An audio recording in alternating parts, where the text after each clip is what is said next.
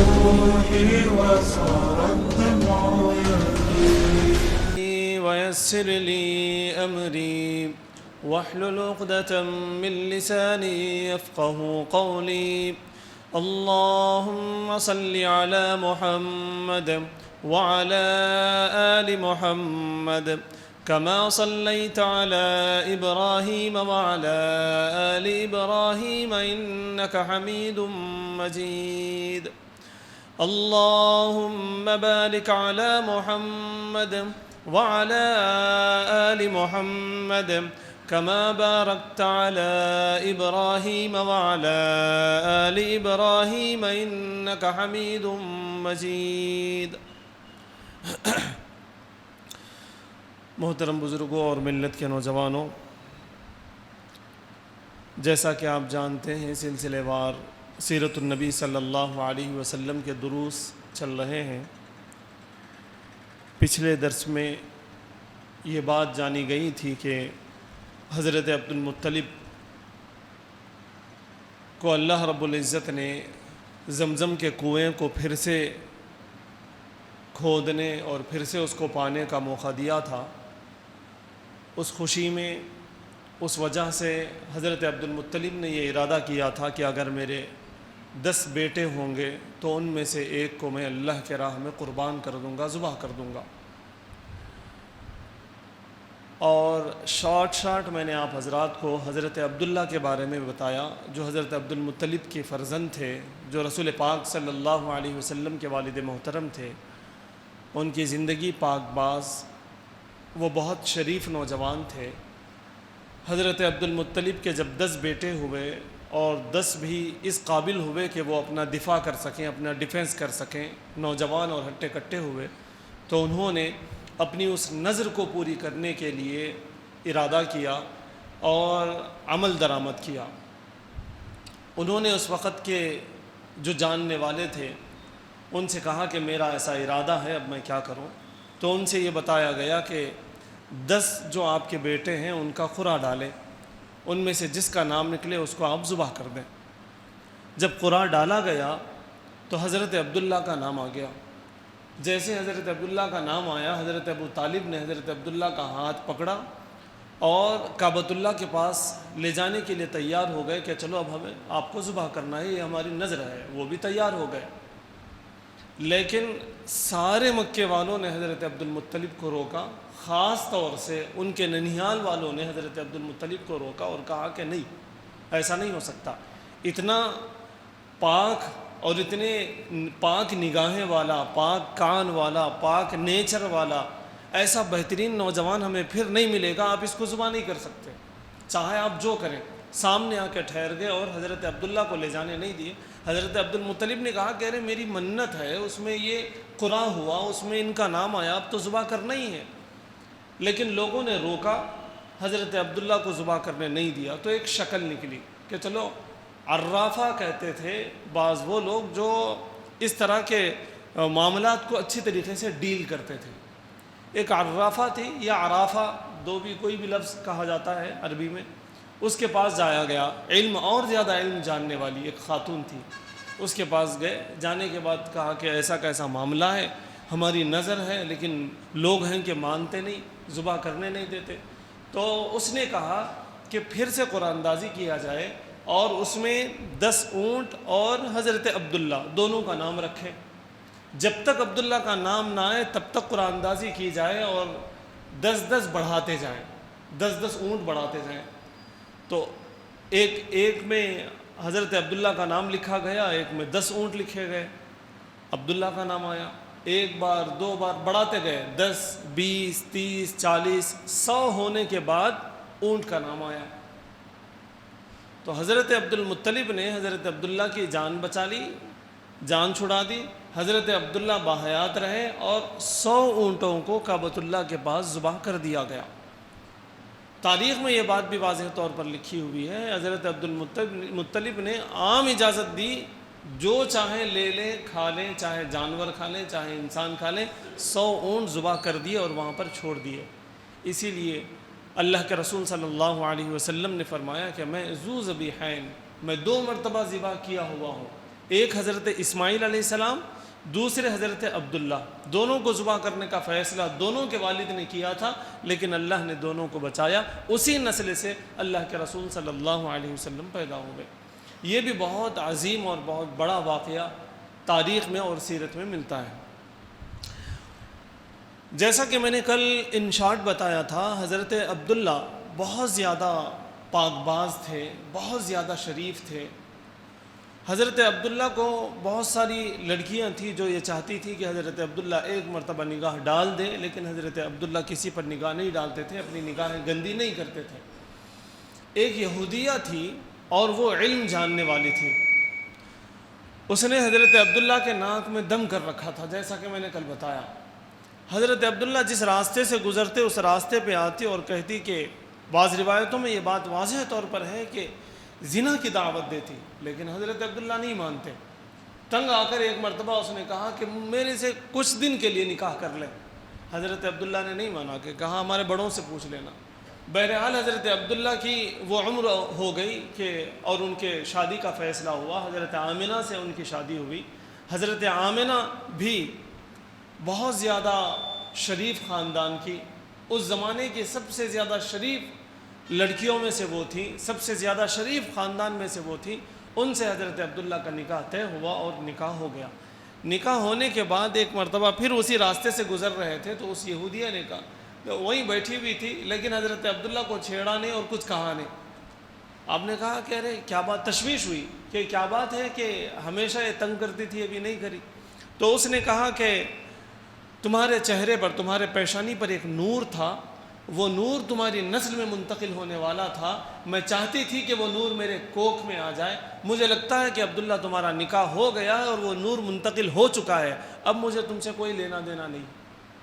تو یہ اللہ کے رسول صلی اللہ علیہ وسلم کے پیدا ہونے سے پہلے سے یہ جو اللہ کی اسٹریٹجی آپ کہہ لیجئے، پروگرامنگ آپ کہہ لیجئے، ایک نظام تھا جو اللہ رب العزت نے حضرت آدم علیہ السلام سے لے کے حضرت عبداللہ تک رکھا۔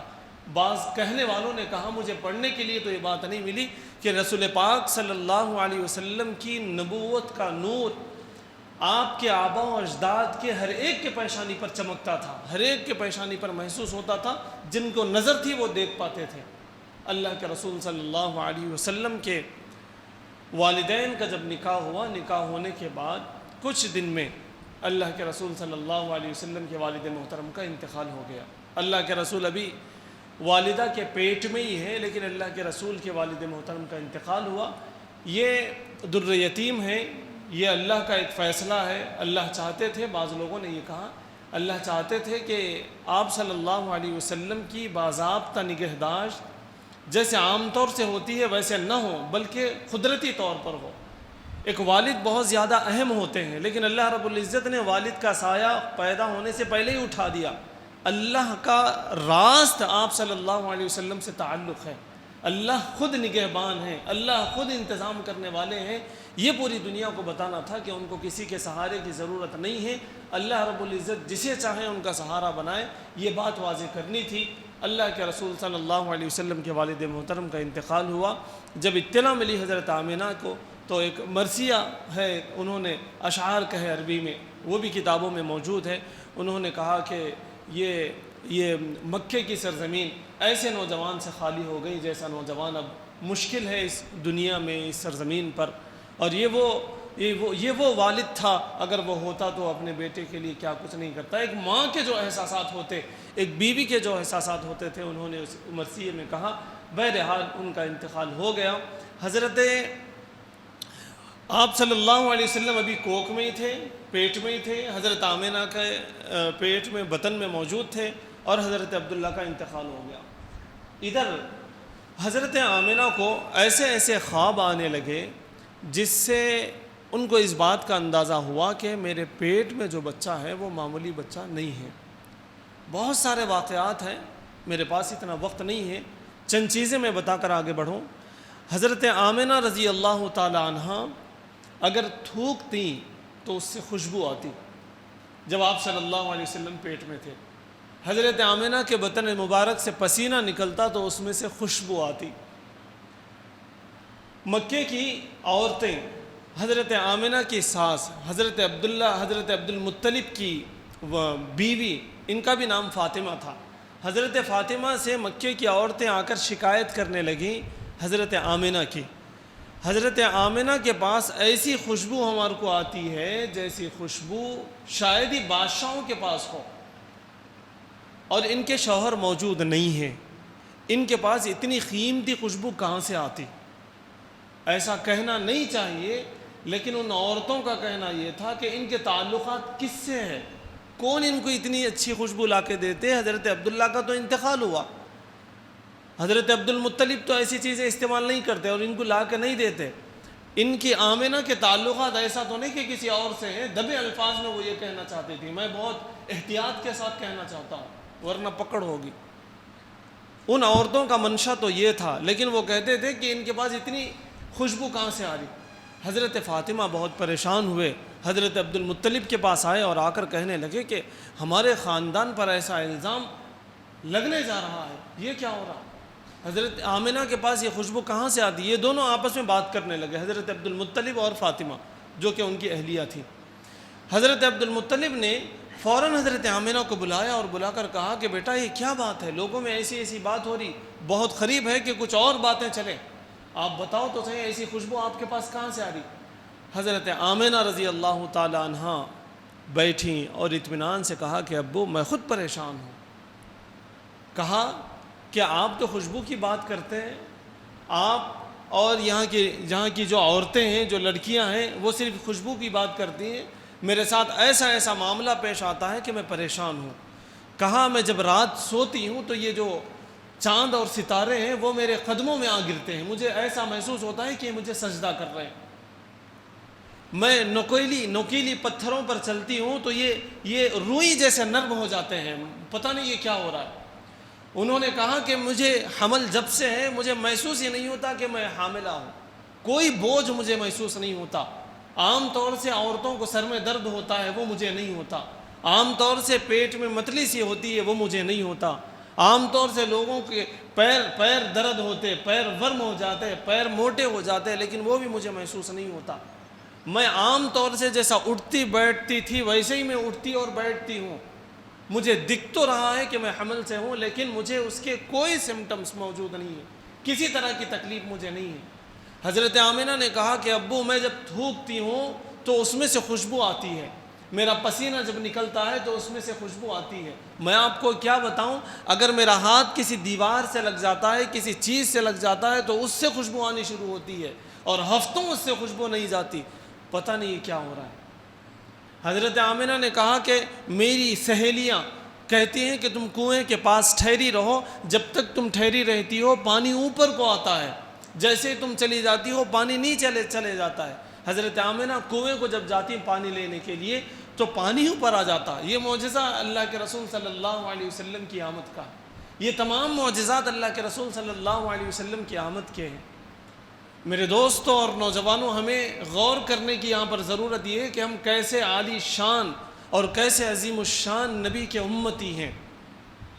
ان کو چھوڑ کر دوسروں کا طریقہ اختیار کرنا ہمارے لیے کہاں جائز ہو سکتا ہے؟ کیسے نبی ان کے آنے سے پہلے سے معجزات رونما ہو رہے ہیں اور ہم ہیں کہ ان کی پرواہ نہیں کرتے، ان کی سنتوں پر عمل نہیں کرتے، ان کے احکامات پر عمل نہیں کرتے، ان کے بتائے ہوئے طریقے پر چلنا ہم نہیں چاہتے، جبکہ ہمارے نبی کی شان یہ ہے کہ وہ ابھی پیدا بھی نہیں ہوئے کہ اللہ رب العزت نے کیسے کیسے معجزات اور کرامات ظاہر فرمائے۔ بہرحال حضرت آمنہ کی ان باتوں کو سن کر حضرت عبد المطلب اور حضرت فاطمہ اشک بار ہوئے۔ کہا کہ لوگوں کو جو کہنا ہے کہنے دو، ہمارے گھر بہت عظیم الشان ہستی آنے والی ہے۔ پھر حضرت عبد المطلب کو بھی خواب آنے لگے کہ ان کا نام احمد اور محمد رکھنا۔ خود حضرت آمنہ کو خواب آنے لگے کہ ان کا نام احمد اور محمد رکھنا۔ پھر اللہ کے رسول صلی اللہ علیہ وسلم کی جب ولادت ہوئی تو ایوان کسریٰ کے جو 14 کنگورے تھے وہ گر پڑے۔ ایوان کسریٰ یعنی اس وقت کا سپر پاور تھا، ان کی ایک فخریہ کچھ کنگورے لگے ہوئے تھے، مثال کے طور پہ جھومر سمجھ لیجئے، بعض لوگوں نے اس کو کہا گنبد تھی، بعض لوگوں نے کہا کہ مینارے تھے، ایک فخریہ ایک علامت تھی جیسے آج کل جھنڈا ہوتا، علم رہتا، وہ اوپر رہتا، پھر کسی وقت اس کو نیچے کیا جاتا. آپ کو سمجھ میں آنے کے لیے میں بتا رہا ہوں کہ قدرتی طور پر وہ کنگور 14 کے 14 گر پڑے، ان کے اندر زلزلہ آ گیا، وہ ڈسٹرب ہو گئے. پوری دنیا کو یہ معلوم ہو گیا کہ اب آخری نبی پیدا ہوئے. جو لوگ جاننے والے تھے، جو قرآن، جو آسمانی کتابوں کو جاننے والے تھے، ان لوگوں نے پیشن گوئی دے دی کہ ایک نبی برحق، نبی آخر الزماں، خاتم النبیین آنے والے تھے، ہو سکتا ہے کہ ان کی ولادت ہوئی ہے. ایران کے آتش کدے بجھ گئے. ایران کے جو آتش کدے تھے ہزاروں سال سے، جو 1000 سال سے بجھ نہ پایا. عبادت کیا کرتے تھے وہ لوگ آگ کی، تو اس کو ایسا محفوظ رکھے تھے کہ وہ کوئی بجھا نہیں سکتے تھے. شیطان اس کی حفاظت کر رہے، جنات کر رہے، خود پجاری کر رہے. لیکن 1000 سال کے بعد اس دن، جس دن اللہ کے رسول صلی اللہ علیہ وسلم کی ولادت ہوئی، وہ آگ بھی بجھ گئی. وہاں بھی لوگوں نے کہا کہ آخر الزماں نبی کا جو ہے ابھی ورود ہوا ہے، وہ پیدا ہوئے ہیں، اس کی یہ علامت ہے. یہ بیہقی کی روایت ہے، ابن جریر ہے، ابن عساکر نے کہا، علامہ ذہبی نے کہا، ابن حجر نے کہا، ابن کثیر نے بھی کہا. یہ بڑی بڑی کتابیں ہیں، ان سب نے یہ بات کہی کہ آپ صلی اللہ علیہ وسلم کی ولادت پر اس طرح کے واقعات پیش آئے. بہرحال یہ اللہ کے رسول صلی اللہ علیہ وسلم کی ولادت ہے. ولادت کے بعد کے 10-12 سال تک کا جو معاملہ ہے اس کو انشاءاللہ آگے کل بیان کرنے کی کوشش کی جائے گی. اللہ تعالیٰ سے دعا ہے کہ اللہ تعالیٰ ہمیں سیرت النبی صلی اللہ علیہ وسلم کو پڑھنے، سننے، سمجھنے اور اس پر عمل کرنے کی توفیق عطا فرمائے. وآخر دعوانا الحمدللہ رب العالمین.